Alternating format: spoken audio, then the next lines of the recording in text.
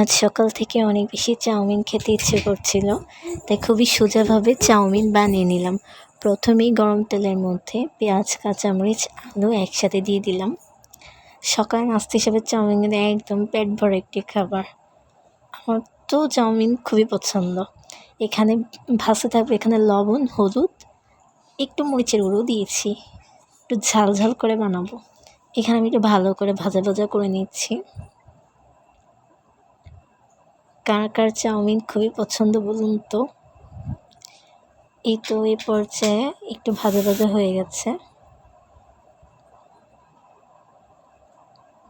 এই পর্যায়ে ভাজা ভাজা হয়ে গেলে আমি আগের থেকে যে সিদ্ধ করে রেখেছি নুডলসগুলো, সেগুলো দিয়ে দিব। আমি নুডলসগুলোকে 80% সিদ্ধ করেছি। এই পর্যায়ে আমি লবণ দিয়ে দিব। এখানে নুডলসগুলোকে ওই মিশ্রণের সাথে ভালো করে একটু নেড়ে চেড়ে মিশিয়ে নিব ভালো করে। এখানে